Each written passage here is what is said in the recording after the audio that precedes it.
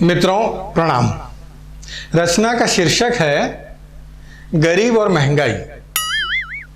भारी बैंक के एक गवर्नर ने गुब्बारे में हवा भरते हुए कहा कि भारत के गरीब दोनों टाइम खाना खा रहे हैं, इसलिए देश में महंगाई बढ़ी। उनके इस मैराथन मंथन पर कुर्बान होने का मन करता है, क्योंकि महंगाई के लिए हम नाहक उल्टी पुल्टी सरकारी योजनाओं, जमाखोरों, कालाबाजारियों, भ्रष्टाचारियों को दोषी मानते रहे और भारत सरकार हमेशा की तरह हीन भावना से ग्रस्त रही। पर भारी बैंक की भारी भरकम हजारों पेज की लाखों रुपए खर्च करके कीमती खूबसूरत बाइंडिंग की गई रिपोर्ट ने सिद्ध कर दिया कि महंगाई का असली कारण गरीब है। भारी बैंक के पास भारी प्रमाण है कि गरीब दोनों टाइम अच्छा खाना खा रहे हैं। गरीबों की हिम्मत तो देखो। वैसे लोकतंत्र में गरीब बड़े काम की चीज है।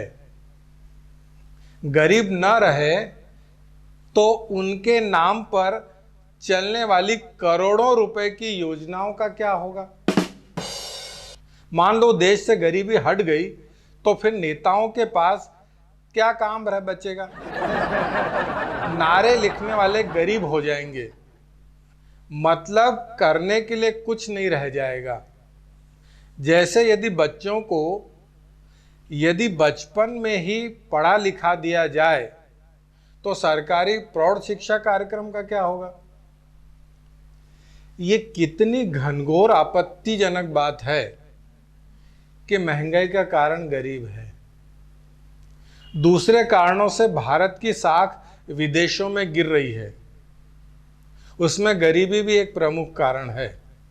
यदि ऐसा ही चलता रहा तो भारत से विदेशी लोग गरीबी भी आउटसोर्सिंग करेंगे और एक दिन भारत गरीबी के मामले में भी पिछड़ जाएगा।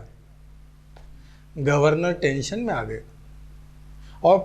और संयमित होकर देश से बोले, सॉरी, आजादी के इतने सालों के बाद भी हम महंगाई के लिए दूसरों पर शक करते रहे, जबकि इसका कारण घर के भेदिए ही निकले।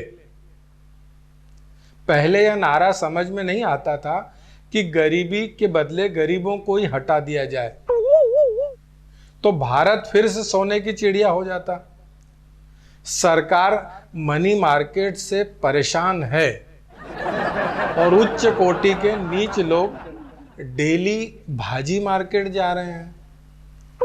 सरकार के पास खुफिया रिपोर्ट है कि गरीब दोनों टाइम सब्जी, खाना वगैरह सब खा रहे हैं। हमने देश के गरीबों को कहीं का नहीं छोड़ा, फिर इतना धन इनके पास कहां से आ रहा है। विदेशी फंडिंग तो नहीं हो रही है। देश भयानक चिंता में है और ये निकृष्ट लोग बताते तक नहीं है कि ये आजकल दोनों टाइम खाना खा रहे हैं। इसका मतलब तो ये हुआ कि गरीब चाय में महंगी शक्कर तक डालते होंगे, खिचड़ी में महंगी दाल भी डालते होंगे और तो और बच्चों को भूख लगने पर 60 रुपए किलो का दूध भी पिलाते होंगे। हे दुष्ट गरीबों, तुम्हें मालूम होना चाहिए कि जब गरीब सुदामा द्वारकाधीश श्री कृष्ण से मिलने गए थे तो पोटली में एक ही टाइम का चावल ले गए थे। और तुम हो कि दोनों टाइम खा रहे हो। हमारा बस चले तो देश में गरीब होना हम अपराध घोषित कर दें। सालों इस अपराध में कभी अंदर गए तो गरीबी से तो नहीं मरोगे, हाँ, लेकिन थाना, कोर्ट, कचहरी के चक्कर लगाते लगाते जरूर मर जाओगे।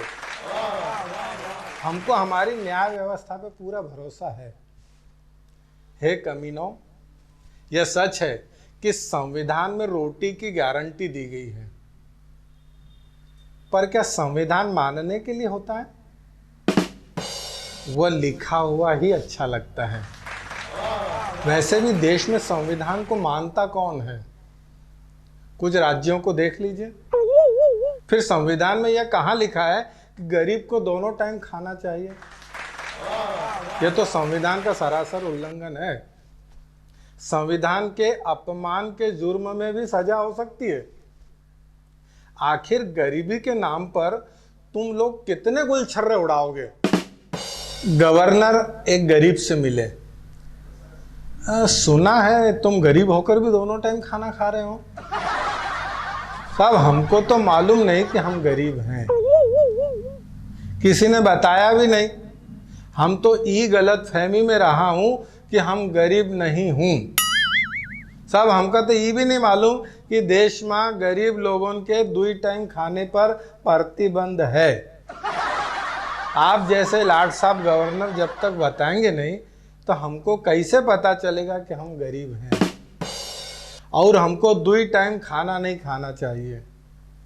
वैसे हुजूर, हम तो एक बार जब चुनाव थे तो उस दिन पहले नेताजी खिलाए रहे। बस उस दिन भर पेट 2 टाइम खाना खाए रहे। अब हुजूर गलती से दोनों टाइम खा लिए हैं, अब फ्यूचर में नहीं खाएंगे। हम तो देश की प्रगति के आंकड़े देख के 2 टाइम खाने का मन बनाए रहे। पढ़े लिखे तो पढ़े लिखे, तुम्हारे जैसे अनपढ़ गंवार भी हमारे आंकड़ों पर विश्वास करने लग गए। तुम्हें बता दूं कि नया सरकारी आंकड़ा यह है कि सरकार के 90% आंकड़े झूठे होते हैं। सरकारी आंकड़े भी विदेशी किसान आंदोलन की तरह छद्म होते हैं। ईडी या सीबीआई रिपोर्ट की तरह ये भी सत्ता पक्ष को ही रिपोर्ट करते हैं, मतलब रिप्रेजेंट करते हैं, समझे?